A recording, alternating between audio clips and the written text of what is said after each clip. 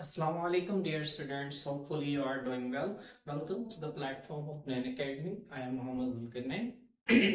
तो स्टूडेंट्स हम बायोलॉजी का chapter number 1 introduction to biology पढ़ रहे थे। हमने उसके 3 लेक्चर्स जो हैं वो कंप्लीट कर लिए हैं। तो आज हम उसके चौथे लेक्चर की तरफ पढ़ते हैं। इससे पहले हम देख लेते हैं कि हमने क्या क्या पढ़ा।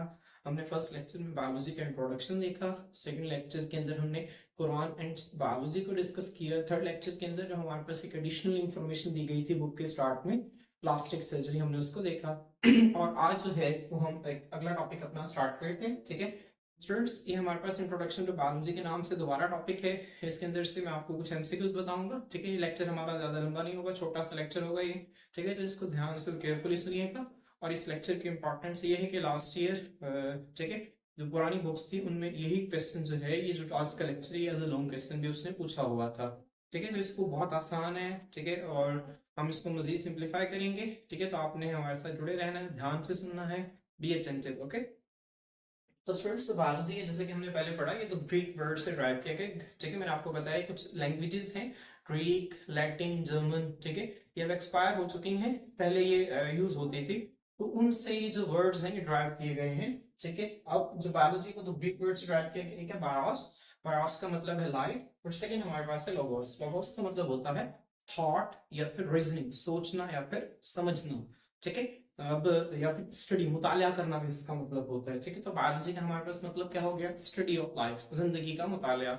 और मैं इसको एक्सप्लेन नहीं करूंगा क्योंकि मैंने इसको पहले एक्सप्लेन कर दिया है। तो स्टूडेंट्स, आपने ये दो एमसीक्यूज ध्यान में रखने हैं, बहुत इंपॉर्टेंट एमसीक्यूज हैं। ठीक है, आपसे वो पूछ सकते हैं। हमारे पास जो डी लामार्क है, ये वो फर्स्ट साइंटिस्ट था जिसने सबसे पहले जो लफ्ज बायोलॉजी का इस्तेमाल किया था। ठीक है स्टूडेंट, ये जो लामार्क है इसकी बड़ी कंट्रीब्यूशन है हमारे पास बायोलॉजी के अंदर। इसको हम आखिरी चैप्टर जो है हमारा एवोल्यूशन, उसके अंदर भी हम देखेंगे। ठीक है, इसका एवोल्यूशन के हवाले से बहुत काम है। अगर मैं आपको कुछ बताता चलूं, ठीक है, तो इसका कहना था कि वालिदैन से जो खसूसियात हैं वो बच्चों में मुंतकिल होती हैं। ठीक है, मसलन ठीक है, इसने काफी सारी जो है वो एग्जाम्पल से ये बात साबित करने की कोशिश की।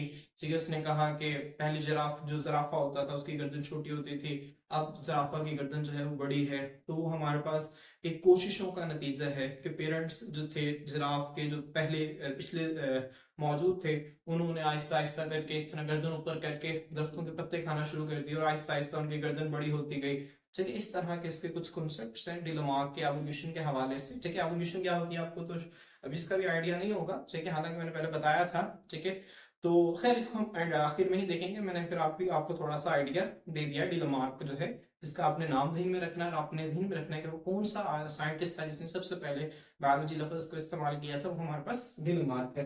नेक्स्ट आपने जो एमसीक्यूज ध्यान रखना है अरिस्टोटल। स्टूडेंट्स इसे उर्दू में अरस्तु कहते हैं, इंग्लिश में अरिस्टोटल कहते हैं। ठीक है, ये हमारे पास वो पहला जानदार था जिसने जानदारों के मतलब पहला साइंटिस्ट था जिसने ऑर्गेनिजम्स को इन्वेस्टिगेट किया था। इन्वेस्टिगेट का मतलब होता है तफ्तीश करना, उनको देखना। ठीक है, इसी वजह से इसे रेफर किया जाता है फादर ऑफ बायोलॉजी।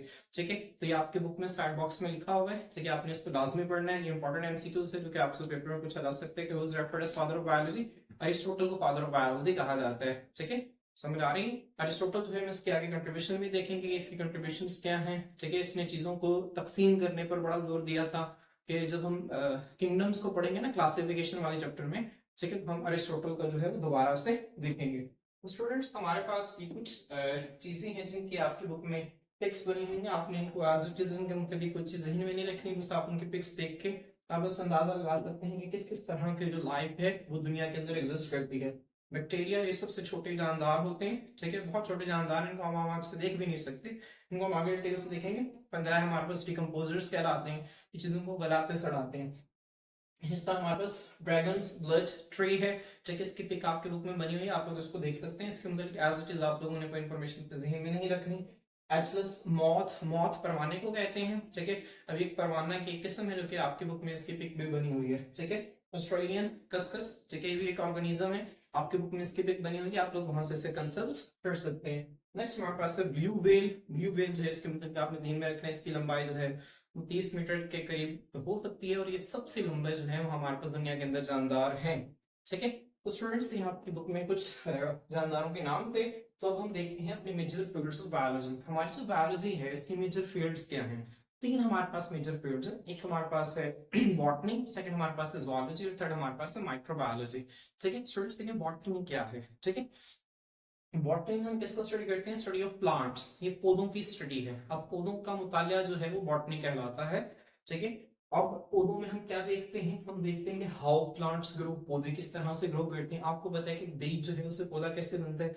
जब उस बीज को जमीन में बोया जाता है, फिर उसे पानी दिया जाता है, फिर वो पानी को एब्जॉर्ब करता है, फिर उससे छोटी सी जड़ निकलती है, छोटा सी तना निकलता है, फिर वो ठीक है ग्रो करता है आहिस्ता आहिस्ता, सूरज की रोशनी की मौजूदगी में खुराक तैयार करता है और फिर वो एक बड़ा दरख्त बन जाता है। तो ये सारे प्रोसेसेस कैसे होते हैं, हम बॉटनी में इसको स्टडी करते हैं। How plants make new plants, जो पौधे हैं वो नए पौधे कैसे बनाते हैं। आपने देखा होगा एक, ठीक है, आप सिंपल आप देखने, पुदीना जो है, पुदीने की डंडी आप उसको जमीन में, ठीक है, लगा दें, उसके इर्द गिर्द पुदीना ही पुदीना उगाता है। इस तरह जो धनिया कोरिएंडर हमारे पास, वो भी इसी तरह, इस तरह आप गन्ना काटें, उसको जमीन में लगा दें, उससे दोबारा से गन्ना उगाता है। ठीक है, इस तरह हमारे पास और बहुत सारे, गुलाब के जिस तरह कलम निगारी हो गई, पेवंतकारी हो गई, काफी सारी टेक्निक्स हैं पौधों को उगाने की। तो पौधे जो है इन तरीकों से कैसे बनते हैं, हम इसको इसमें स्टडी करते हैं। हाउ प्लांट्स लिव, पौधे जिंदा कैसे रहते हैं। हम कहते हैं प्लांट्स लिविंग ऑर्गेनिजम्स हैं, वो सांस भी लेते हैं, वो खुराक भी तैयार करते हैं, खुराक बनाते भी हैं, हमें भी खुराक फराहम करते हैं। ठीक है, तो प्लांट्स हमारे पास लाइव लिव, जिंदा कैसे रहते हैं, हम बॉटनी के अंदर स्टडी करते हैं। और बीएस बॉटनी के नाम से प्रॉपर एक डिग्री भी है, ठीक है, जो कि ऑफर की जाती है। ये जो आपके सामने तीन मेजर डिवीजन है ना बायोलॉजी की, ठीक है, इन तीन मेजर डिवीजन में डिग्रीज ऑफर होती हैं। जिस तरह स्टूडेंट्स आपने सुना होगा, एक जो आदमी है वो कहता है कि मैं बीएस केमिस्ट्री हूँ, ठीक है, मतलब यूनिवर्सिटी से डिग्रीज हासिल करते हैं। तो बीएस फिजिक्स की डिग्री होती है, बीएस केमिस्ट्री की डिग्री होती है, लेकिन बीएस बायोलॉजी की डिग्री नहीं सुनी होगी आपने। क्यों? क्योंकि बायोलॉजी इतनी बड़ी फील्ड है कि इसके अंदर तीन बड़ी डिवीजन हैं। तो इन तीन फील्ड्स में डिग्रीज अलग अलग ऑफर होती हैं। बीएस बॉटनी अलग है, बीएस zoology अलग है और बीएस माइक्रोबायोलॉजी अलग है। ठीक है, आप लोग समझ रहे हैं ना इस चीज को? ठीक है, तो बीएस बायोलॉजी नहीं होता, बीएस बॉटनी होगा, बीएस zoology होगा, बीएस माइक्रोबायोलॉजी होगा। ठीक है, बेस प्रोग्राम जो है आप ग्रेजुएशन को कह सकते हैं, आप 11वीं 12वीं के बाद जो 4 साल प्रोग्राम करते हैं उसे कहते हैं। ठीक है, तो zoology में क्या है? जू से याद रखिए, जू में क्या होते हैं? चिड़ियाघर में जानवर होते हैं। ठीक है, तो आपको ये भूलेगा ही नहीं। zoology किसे कहते हैं? Study of animal, study of animals is called zoology। अब इसमें क्या स्टडी करते हैं? इसमें स्टडी करते हैं हाउ एनिमल्स लिव, जानवर किस तरह से रहते हैं, ग्रो किस तरह से ग्रो करते हैं, बिहेवियर किस तरह से, क्या उनका रवैया, ठीक है, बिहेव किस तरह से करते हैं। ठीक है, ये जो हमारे पास जितने भी कैरेक्टरिस्टिक्स हैं जानदारों के, इसको हम zoology के अंदर स्टडी करते हैं। लास्ट हमारे पास है माइक्रोबायोलॉजी। स्टूडेंट्स, माइक्रो का लफ्ज जहां पर भी आ जाए आपने इसका मतलब ज़हन में रखना। माइक्रो कहते हैं स्मॉल को, इसका ऑपोजिट होता है मैक्रो। ठीक है, मैक्रो कहते हैं बड़ा, माइक्रो कहते हैं स्मॉल को। ठीक है, तो बायोलॉजी मतलब स्टडी ऑफ लाइफ, ठीक है, स्मॉल स्टडी ऑफ लाइफ। ठीक है, आप इसको इस तरह से कह सकते हैं। अभी क्या है हम देखते हैं। माइक्रोबायोलॉजी की स्टडी करते हैं माइक्रो ऑर्गेनिजम्स की। ऑर्गेनिजम्स मतलब जानदार, और फिर मतलब माइक्रो आ गया, माइक्रो मतलब स्मॉल, छोटे जानदार। कितने छोटे जानदार? इतने इतने इतने कितने छोटे जानदार। ठीक है, अब वो है, इसकी डेफिनेशन क्या है? Organisms that are too small, जानदार जो इतने छोटे हैं, to be seen with naked eye. Students, ये जो नेकेड है इसका मतलब होता है विदाउट क्लोथ्स या विदाउट एनी कवरिंग। ठीक है, हमारी जो आई है इसको हम नेकेड आई कब कहेंगे? जब इसके आगे कोई लेंस नहीं लगा होगा। ठीक है, मिसाल के तौर पर मैं अगर एक चीज को, ठीक है, लेंस से देख रहा हूँ, मैग्नीफाइंग ग्लास से देख रहा हूँ। ठीक है, मैग्नीफाइंग ग्लास आप लोगों ने देखे होंगे मूवीज वगैरह में। ठीक है, चीजों को बड़ा करने के लिए जो इस्तेमाल होते हैं। नहीं तो माइक्रोस्कोप तो आपने देखे ही होंगे। ठीक है, या जिन्होंने एनके पहनी होती है वो वाले।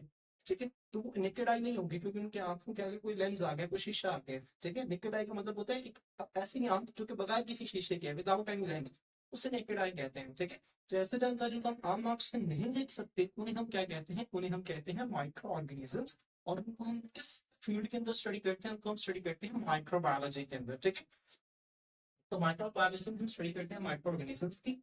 माइक्रो ऑर्गेनिजम्स क्या है? Organisms that are too small to be seen with naked eye, इतने छोटे जानदार जिनको हम आम आंख से नहीं देख सकते। ठीक है, अब माइक्रो ऑर्गेनिजम्स जो है, ठीक है, छोटे छोटे जानदार हैं, जो छोटे तो हैं लेकिन इनका इफेक्ट बहुत ज्यादा है। ठीक है, मैं आपको हालिया की एक एग्जांपल दे देता हूँ। आपने सुना होगा कोविड वायरस। ठीक है, कोविड-19, देखिए ना, वायरस एक ऐसा जानदार है जिनको आप आम आंख से देख भी नहीं सकते। इनफैक्ट जो बैक्टीरिया जो है इससे भी छोटे जानदार होते हैं वो। ठीक है, वो किस बड़े पैमाने पर जो है वो तबाही फैला सकते हैं। ठीक है, वो कैसे करते हैं, इनका इंसानी सेहत पर क्या असर होता है, ठीक है, हमारे अंदर बीमारियां कैसे फैलाते हैं, इन सबको जो है वो हम माइक्रोबायोलॉजी के अंदर स्टडी करते हैं। ठीक है, तो स्टूडेंट्स आज का लेक्चर इतना ही। ठीक है, आपने इसको ध्यान से सुनना है। ठीक है, जैसे कि मैंने आपको बताया था कि हमारे लेक्चर के एंड पे एक छोटा सा टेस्ट हुआ करेगा। ठीक है, तो मैं आपको क्वेश्चंस करूंगा। ठीक है, आपने वीडियो को पॉज करके आंसर करना है। ठीक है, तो आप मुझे बताएं कि बायोलॉजी लवर्स है उसको सबसे पहले किस साइंटिस्ट ने इस्तेमाल किया था? ठीक है, हाँ ठीक है, लमार्क ने इस्तेमाल किया था। ठीक है, अब हमारे पास किस साइंटिस्ट को फादर ऑफ बायोलॉजी कहा जाता है? ठीक है, अरिस्टोटल को। ठीक है, और हमारे पास किस फील्ड में एनिमल्स की स्टडी होती है? जूलॉजी। और किस फील्ड में हमारे पास प्लांट्स की स्टडी होती है? बॉटनी। और किस फील्ड के अंदर हमारे पास माइक्रो ऑर्गेनिजम्स की स्टडी होती है? माइक्रोबायोलॉजी। सो स्टूडेंट्स, आज के लिए इतना ही। ठीक है, आपको लेक्चर अगर समझ में आया है, ठीक है, तो आप इसे दूसरों के साथ शेयर करें, चैनल को सब्सक्राइब करें, वीडियो को लाइक करें। कमेंट सेक्शन में अगर आपको कोई भी मसला, किसी भी किस्म की कोई क्वेरी है, तो आप लोग कमेंट सेक्शन में पूछ सकते हैं। हम आपकी क्वेरीज को जो है वो हर तरह से एड्रेस करेंगे। स्टूडेंट्स, सो आज के लिए इतना ही। इंशाल्लाह मिलते हैं नेक्स्ट लेक्चर के अंदर। अल्लाह हाफिज।